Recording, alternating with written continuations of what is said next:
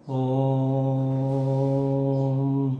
नमः शिवाय गुरवे सच्चिदानंदमूर्तये निष्प्रपंचाय शांताय निरालंबाय तेजसे।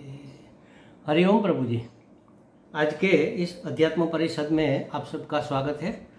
आज का प्रश्न गोंडल से सोनल पटेल जी का है। उन्होंने पूछा है कि मुझे सरल होना है, सरल कैसे हुआ जाए।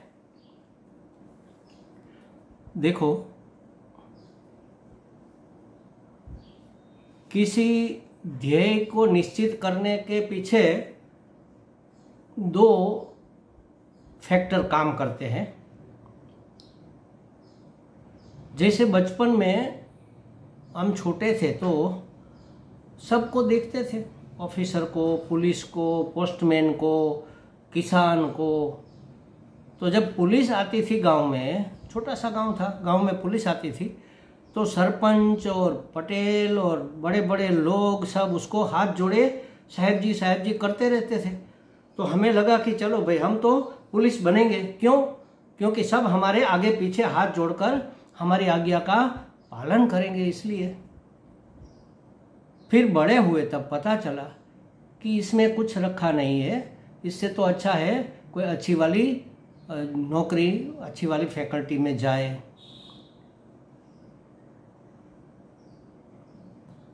तो कुछ बनना है, उसके पीछे हमारी प्रेरणा क्या है, ये महत्व का काम है।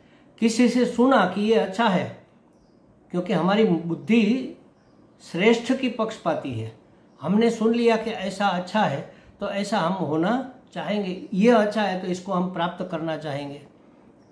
हम तो कई बार कहते हैं कि बस सरल हो जाओ, बस इतनी ही साधना करनी है। क्योंकि सरल जो होता है वही संत होता है। संत उसी को कहते हैं जो बिल्कुल सरल हो। किसी ने सुना या किसी से आपने सुना कि सरल होना संत होना है, तो आपको संत कहलाने के लिए सरल होना है या संत बनने के लिए सरल होना है? संत बनने के लिए सरल होना है तो संत क्यों बनना है, इसके ऊपर आपको थोड़ा विचार करना चाहिए। आपका प्रेरणा स्रोत क्या है? अगर वह प्रेरणा स्रोत अंतिम लक्ष्य तक पहुंचाने तक की प्रबलता नहीं रखता तो आप नहीं कर पाओगे, इस ध्येय को अचीव नहीं कर पाओगे। सरल इसलिए होना है कि मैं संत बन सकूं। संत इसलिए बनना है कि मुझे परमात्मा प्राप्ति हो जाए। परमात्मा प्राप्ति हो जाए माने क्या हो जाए? अखंड आनंद की अवाप्ति और दुखों की आत्यंतिक निवृत्ति। हर एक प्राणी का यही अंतिम लक्ष्य है कि दुखों की आत्यंतिक निवृत्ति, माने निरतिशय निवृत्त हो जाए दुख। ऐसे निवृत्त हो जाए, ऐसे भागे दुम दबाकर कि वापस मुड़ के कभी न आए। इसको कहते हैं निरतिशय निवृत्ति दुखों की। और सुखों की अवाप्ति, अवाप्ति माने व्याप्त हो जाना। असमन्तात, आगे पीछे ऊपर नीचे अंदर बाहर सब एक रस व्याप्त हो जाए। और अखंड एक रस आनंद की अवाप्ति, उसमें खंड भी ना हो, उसमें घाटा गाढ़ा पतला ऐसा रस वैविध्य मतलब रस विभिन्नता भी ना हो, और अखंड हो, एक रस हो, ऐसा आनंद हमारे जीवन में व्याप्त हो जाए। इसके लिए, और इसी का नाम परमात्मा है। इसलिए हमें परमात्मा प्राप्ति करनी है। और परमात्मा प्राप्ति का अधिकार है संतत्व। तो हमें संत बनना है। संत बनना माने क्या करना? बिल्कुल सरल हो जाना, इसी का नाम है संत बनना, जिसको अधिकारित्व कहते हैं शास्त्र की भाषा में। सम, विवेक, वैराग्य, शम, दमादि, षटक संपत्ति, मुमुक्षा, फिर जिज्ञासा, फिर गुरु उपसदन, फिर शास्त्र श्रवण, फिर उसके ऊपर मनन, फिर इसके ऊपर चिंतन, निधिध्यासन। ये सब प्रोसेस एक शब्द में अगर हमें कहनी है तो सरल। सरल होना माने अंदर बाहर एक रूप हो जाना।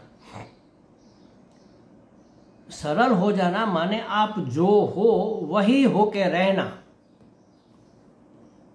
हमने अपने ऊपर कई चेहरे चढ़ा रखे हैं, कई पर्दे डाल रखे हैं, कई अभिमान हमने धारण कर रखे हैं, कई विशेषताएं हमने अर्जित कर रखी है और उस विशेषताओं के अभिमान में हम राजते हैं। जैसे कि समझो एक बिल्कुल मूलभूत उदाहरण ले ले कि मैं पुरुष हूँ, इसका मुझे अभिमान है कि मैं पुरुष हूँ। तो पुरुष हूँ इसका मुझे भान तो होना चाहिए, लेकिन अभिमान नहीं होना चाहिए। देखो, पुरुष हूँ माने मेरे साथ सबको इस तरह से बिहेव करना चाहिए, मुझे इस तरह से रहना चाहिए, मुझे यह प्रायोरिटी मिलनी चाहिए। घर में जैसे समझो कि पुरुष है तो वह वही संचालन करता है, ये सब अभिमान है। मैं पुरुष हूँ इसका भान रहेगा ताकि हमारे शास्त्र की, समाज की मर्यादाएं बनी रहे और मैं अपनी जिम्मेवारी को समझूं। इसके लिए मुझे उसका भान होना चाहिए। अपने कर्तव्य कर्म करने के लिए जो करने योग्य है, रोल अदा जो करने योग्य है, वह करने के लिए मुझे अपने पुरुषत्व का भान होना चाहिए, लेकिन अभिमान नहीं होना चाहिए। अभिमान को छोड़ देना, सरलता की ओर एक कदम आगे बढ़ गए। उसी तरह हमने जो जो विशेषताएं प्राप्त की है वो फेंक नहीं देनी है, फेंक सकते भी नहीं, उसको छोड़ सकते भी नहीं। आपने बीए किया, आपने बीएड किया, आपने पीटीसी किया, आप टीचर बन गए, तो टीचर होने का भान तो आपको होना चाहिए, लेकिन टीचर होने का अभिमान नहीं होना चाहिए। मैं टीचर हूं और मेरी काम वाली बिल्कुल अनपढ़ गंवार है, तो उसके प्रति मेरा व्यवहार इस कारण से डिफरेंट नहीं होना चाहिए कि मैं पढ़ी लिखी हूँ, मैं कईयों को पढ़ाती हूँ या पढ़ाता हूँ और ये तो गंवार है, इसको तो लिखना पढ़ना भी नहीं आता। तो ये अभिमान है, अपनी विशेषता को लेकर घमंड करना, ये अभिमान है। सभी अपने अंतःकरण का सभी टेढ़ापन छोड़ देना, अंदर बाहर एक रूप हो जाना, उसी का नाम है सरल हो जाना। अच्छा, आपने पूछा सरल होने के लिए मैं क्या करूं, मतलब कैसे सरल हुआ जाए। तो सरल तो आप स्वरूप से हो प्रभु जी, उसमें जो असरलता डाल रखी है ना, उसको छोड़ दो। सरल होना नहीं है, सरल तो हर एक व्यक्ति है, लेकिन असरल बन बैठे हैं। मेरे एक मित्र ने, जब मैंने संन्यास लिया तब पूछा था कि स्वामी जी आप तो बहुत पढ़ते हो, बहुत लिखते हो, बहुत सुनते हो, शिविरें बहुत अटेंड करते हो, प्रवचन भी करते हो, आपने बहुत कुछ समझा है, बहुत कुछ जाना है, अब हमें एक वाक्य में बता दो कि हमें क्या करना चाहिए। अब पूरे शास्त्रों का सार एक वाक्य में मैं कैसे बता दूं। फिर भी 2 दिन के बाद सोच विचार कर मैंने जवाब देने का कहा और फिर वह आए। फिर मैंने कहा कि जो नहीं करना है वह न करो, बस इतना ही करो। बस इसी तरह सरल होना माने असरलता को छोड़ देना, अंदर बाहर एक रूपता को धारण करना, जिसको संस्कृत की भाषा में आर्जव कहते हैं, अर्जुन, इसी के ऊपर से उसका नाम पड़ा है अर्जुन, जो अंदर बाहर एक रूप था। हमारा क्या है, हमारे व्यवहार में कुछ अलग है, वाणी में कुछ अलग है, विचारों में कुछ अलग है, और भाव तो बिल्कुल ही अलग है।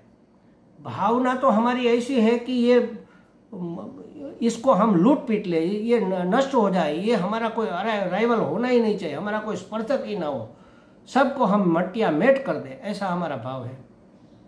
फिर विचार भी करते हैं इसके लिए कि क्या किया जाए ताकि हम इसको मिट्टी में मिला दे, इसको पीछे छोड़ दे, जो भी है। ये तो एक उदाहरण है, इतने निकृष्ट तो हम नहीं हो सकते, लेकिन फिर भी उदाहरण के रूप में समझ लो। फिर वाणी में अच्छी अच्छी बातें नहीं, अरे आपकी तो क्या बात करें, आप तो बहुत होशियार, आप तो बहुत बड़े आदमी हो, आपसे तो हमें बहुत कुछ सीखना है। मन में तो गालियां देता है, लेकिन बाहर से कहता है कि आप तो बड़े हो, आपसे हमें बहुत कुछ सीखना है, पीछे से टांग खींचता है। तो ये वाणी में अलग, विचार में अलग। फिर वर्तन करेगा, ऐसा काम करेगा कि उसको नुकसान पहुंचे और उसके मुंह पर अच्छा बना रहेगा। ये है टेढ़ापन। हमारे अंदर कठोरता का एक कण भी न रह जाए, टेढ़ापन तो न रहे, कठोरता भी न रहे, हम इतने सॉफ्ट हो जाए, इतने रुजू हो जाए कि हमारे वर्तन से, हमारे व्यवहार से, हमारी वाणी से किसी को हर्ट ना हो, इसको कहेंगे सरल। हम आर पार दिख सके, ऐसे ट्रांसपेरेंट हो जाए, इसको कहते हैं सरल। कोई गंदगी हमारे व्यक्तित्व पर छाई रहेगी तो हम ट्रांसपेरेंट नहीं हो पाएंगे। कांच के ऊपर मेल धूल जमा है तो आर पार नहीं दिखेगा, दिखेगा तो भी साफ नहीं दिखेगा। लेकिन बेल्जियम के जो ग्लास आते हैं, कांच आते हैं, पता नहीं चलता कि यहाँ पर कांच लगा हुआ है, लोग टकरा जाते हैं। तो इतने ट्रांसपेरेंट हो जाना, इतने सीधे हो जाना, इतने रुजू हो जाना, इतने लागनीशील हो जाना, इसका नाम है सरल। वो तो हम है, ऐसा नहीं रह पाए, हमने इतनी गंदगी उसमें मिला दी। बस उस गंदगी को छोड़ दो, जो आगंतुक है उसको छोड़ दो। सरलता तो हमारा स्वरूप है, हमें सरल बनना नहीं है, हमें असरलता को हटाना है, यही साधना है। हमें आत्मा या परमात्मा बनना नहीं है, हम परमात्मा है। हमने अपने ऊपर अनात्मा के जो आरोप कर रखे हैं उस अध्यारोप को हटाना है। बस उसी हिसाब से कह लो, सरल कह लो, परमात्मा या आत्मा कह लो या भगवान कह लो, हमें जो भी बनना है उसमें ये कहीं जाकर प्राप्त नहीं करना है, कुछ कसरत करके, कुछ डिग्रियां लेकर उसको अचीव नहीं करना है। ये प्राप्त है ही। इसको शास्त्र की भाषा में प्राप्तस्य प्राप्ति कहते हैं। जो प्राप्त है ही उसको प्राप्त करना। प्राप्त है उसको कैसे प्राप्त करना? जो प्राप्त है ही, लेकिन हम भूल गए हैं कि ये प्राप्त है। जैसे समझो कि सुबह में स्नान करके मैं तैयार होकर बैठता हूँ तो माला कभी कभी ये पहनना भूल जाता हूँ, तो मैं जाकर फिर अपने कमरे में जाकर वो माला पहन लेता हूँ, फिर बैठता हूँ, फिर जब ध्यान जो भी करना है करता हूँ, ये सत्संग करता हूँ। एक बार ऐसा हुआ कि मैं बैठ गया, फिर मुझे लगा कि मैंने माला नहीं पहनी। मैं अंदर गया, अंदर ढूंढा, अरे मैंने माला कहाँ रख दी, मैंने माला कहाँ रख दी। मैंने बड़ी चिंता हो गई, अरे मैं एक ही जगह पर रखता हूँ, क्योंकि मैं जगह बदल दूँ तो मैं भूल जाता हूँ। मैं हर चीज़ एक ही जगह रखता हूँ। शिविर में जाता हूँ तो अपनी चप्पलें भी एक ही जगह उतारता हूँ ताकि ढूंढना ना पड़े। अपनी इतनी बड़ी लाइब्रेरी है, 4,500 पुस्तक है, सभी पुस्तक अपनी जगह पर ही रखता हूँ ताकि आंख मूंद कर हाथ डालो मुझे वही हाथ में आ जाए। माला में कहीं और तो रख नहीं सकता, कहीं गिर नहीं गई है ना। टिपोई टेबल के नीचे देखा, उसके खाने में देखा, वहाँ पुस्तकें पड़ी थी उसको उलट पलट कर देखा, रुमाल पड़ा था वो झाड़ कर देखा, अरे मेरी माला कहाँ चलेगी, मेरी माला कहाँ चलेगी। सब ढूंढते ढूंढते फिर मुझे यहाँ थोड़ी खुजली, मैंने अरे ये माला तो ये रही।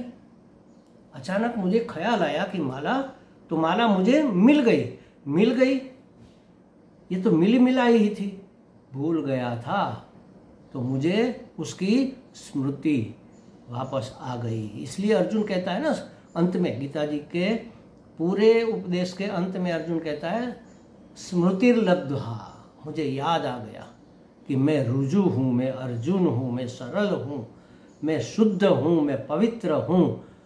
सब एक ही शब्द के पर्यायवाची है। शुद्ध कह लो, पवित्र कह लो, सरल कह लो, रुजु कह लो, अर्जुन कह लो, आत्मा कह लो, परमात्मा कह लो। उसमें से गंदगी को हटा देना, यह मैं नहीं हूं, गंदगी का अध्यारोप है, मिली भी नहीं है। आत्मा और अनात्मा मिल ही नहीं सकते। सरलता और टेढ़ापन एक साथ हो ही नहीं सकता। लेकिन हमने मान रखा है कि मैं ये हूं, मैं तो पुरुष हूं, इसका मुझे अभिमान है, मैं इतना विद्वान हूं, अरे मैं सन्यासी हूं, आप क्या चीज है, ये हमने इतना मुझे ज्ञान है, आपको क्या पता।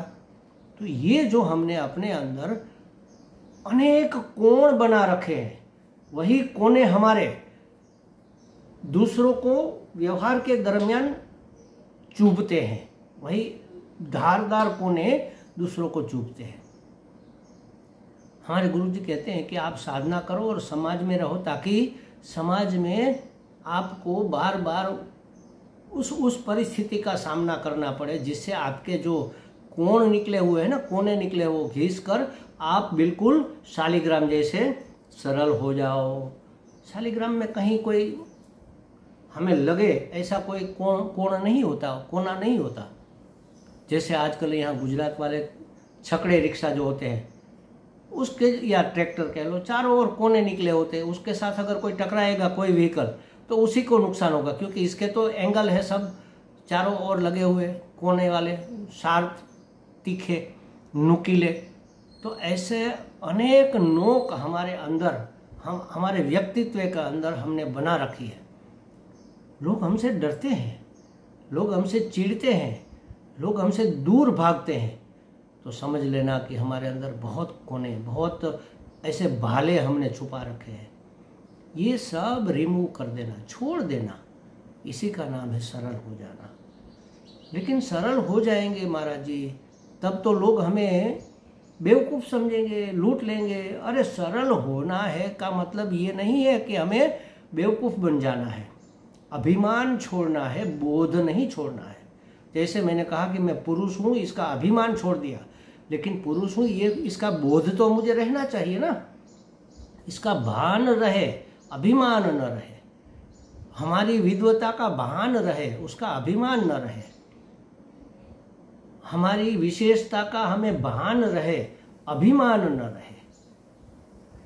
और उसका उपयोग हम अपने और समग्र जगत के कल्याण के लिए करें, अपने स्वार्थ के लिए न। स्वार्थ का मतलब ही हुआ असरल। निस्वार्थ हो जाना वही तो सरलता है। तो स्वार्थ को छोड़कर परम अर्थ के लिए, परमार्थ के लिए, दूसरों के लिए, सबके लिए, पूरे समष्टि के लिए, समष्टि का नाम ही तो ईश्वर है, ईश्वर के लिए, ईश्वर को समर्पित, ईश्वर को प्रसन्न करने के लिए हम अपने व्यक्तित्व को ऐसा बनाए, उसको कहते हैं सरलता। सरल होना कोई कठिन बात नहीं है, असरल होना कठिन है। मैंने कई बार कहता हूं, मैंने ये रुमाल पकड़ा है तो पकड़ने में कष्ट है।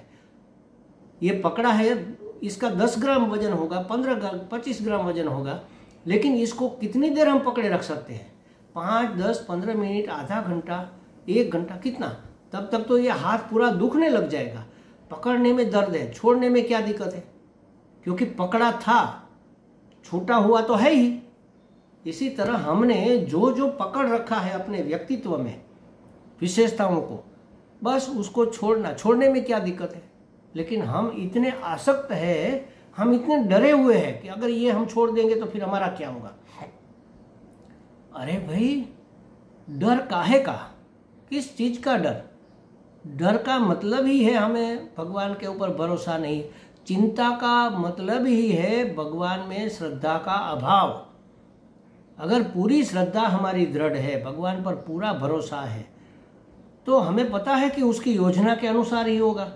उसकी इच्छा के बगैर पत्ता भी नहीं हिलेगा, तो कोई मेरा क्या बिगाड़ लेगा। और अगर कोई बिगाड़ता है तो इसका मतलब यही है कि वह ईश्वर की योजना में है और इस बिगाड़ में मेरा कुछ कल्याण होगा, तभी तो बिगाड़ा। कोई माँ बाप अपने बेटे को परेशान क्यों करेगा? तो ये तो परम पिता है, वो हमें क्यों परेशान करेगा? तो सरल होने में कोई नुकसान नहीं है, कोई हमें लूट नहीं लेगा, काट पीट नहीं देगा। और अगर लूट भी लेता है तो उसी में हमारा कल्याण होगा। यह ईश्वर की योजना होगी, ये हमारे कर्मों का फल होगा, ये हमारे लिए कुछ सीखने का जरिया होगा। इसलिए ये हो रहा है। भगवान हमें कुछ समझाना चाहते हैं, सिखाना चाहते हैं। तो क्या नुकसान हुआ?